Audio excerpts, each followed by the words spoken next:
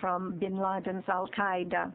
He does not mention many other dollars received by them, but we will have the opportunity to discuss those as well. On dalje kaže, he goes on, following the NATO intervention in 1999, Kosovo became the biggest center for crime in Europe.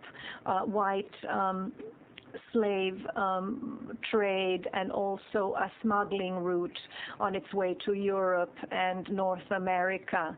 There is proof that the largest quantities are coming from through Kosovo from another country liberated by the West, Afghanistan. Members of the KLA are personally implicated in this organized crime.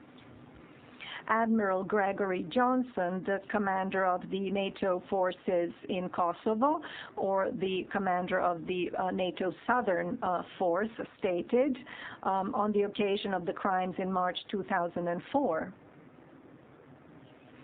that the conflicts which followed constituted an action organized in advance, an action of ethnic cleansing organized in advance by Albanians.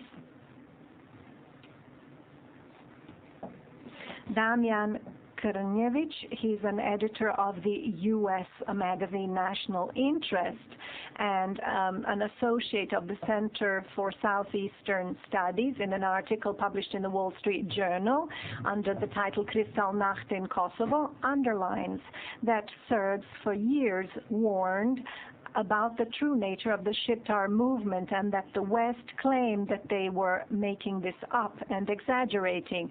Krnjević characterizes this anti-Serb activity and the position of the Serb people in Kosovo in the following way: murder followed by a murder, kidnapping followed by kidnapping, and arson followed by arson, and finally the pogrom, which confirmed the fears of the Serbs that they have been left to the mercy of barbarians. And this under the auspices of the United Nations. This is something that I added. It is not his quotation. His quote ends at barbarians. In this article, Kristallnacht in Kosovo presents the fact that from June 1999, 3,000 were killed and kidnapped or killed. This is what I already told you, and that the mission of the United Nations in Kosovo constantly deceived the entire world during the past 5 years with their alleged successes, while they were actually concealing the militarization taking place there. End of quote. Just like General Mackenzie, he quotes Derek Chapman, the spokesman of the NATO police, who stated, I quote, "Everything is planned in advance." And then he concludes, based on that, I quote, "The only thing that is lacking, or that was lacking, was the trigger. Now it is clear that certain Kosovo politicians believe that by expelling Serbs, which they have already achieved from 1999 with 2/3 of the Serbs, they can present the international community with a fait accompli. And they can then take this cleansing to be a sort of foundation for a sort of independence." The Florida Times-Union Daily, shortly before the March escalation of Albanian terrorism in Kosovo, March of this year, so prior to the escalation in 2004, expressed the demand that Kosovo be returned to Serbia because, I quote, "It is final time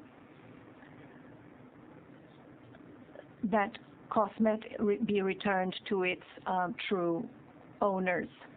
Reporters of the Russian agency Novosti informed their readership about the scale of the activities of the Albanian extremists in an article entitled "Vandals of the 21st Century." The aggressively minded section of the Albanian population is destroying Christian monuments, probably because these monuments are direct evidence of the life and existence of Serbs in that territory from ancient times, and because they present authentic history which cannot be negated or eradicated from the collective memory. The conduct of the protectorate power and the outrages of the Kosmet rulers are characterized in the following ways. Every time with new crimes against Serbs, the protectorates have expressed condolences to those who have collaborated in these crimes. So is it those who are in power there, who have command responsibility there, and everything else that is used here in to the most possible degree?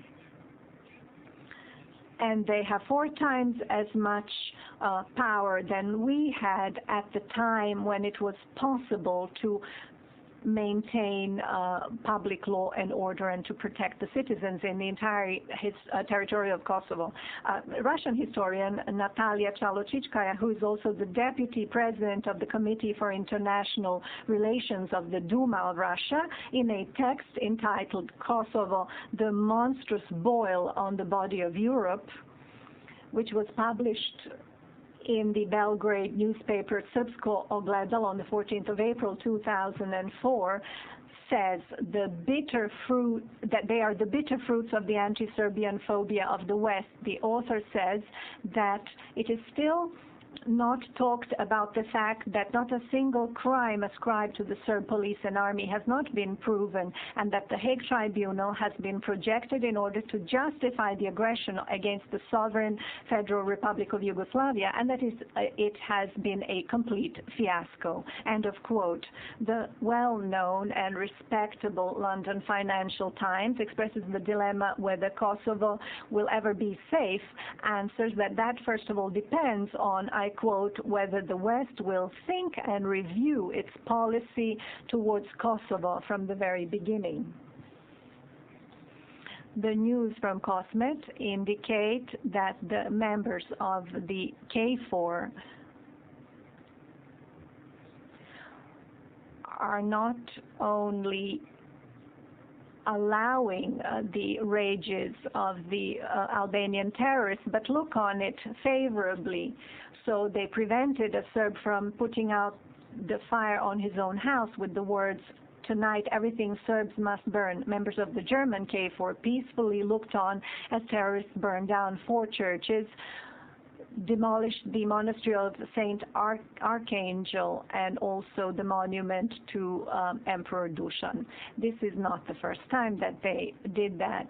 They set a fire on a Serbian religious building with people still inside, and they also burnt the fresco of philosopher Plato that was inside. A German officer coldly and cynically commented the burning and the destruction of medieval churches of vast cultural and historical importance in Prizren and its environs by saying, well, those churches were old anyway. I will skip over the propaganda activities and the statements of various people or figures from the West. I will mention Kinkel, who on the 27th of May 1992 said that Serbs should be brought to their knees. Helmut Kohl in 1993 let the Serbs drown in their own stench. Blair in 1999, war against Serbia is no longer a military conflict. It's a battle between good and evil, between civilization and barbarism. Clinton, who said on 23rd, 25th of April 1999 that the Serbs were inflicting terror and raping Albanian children.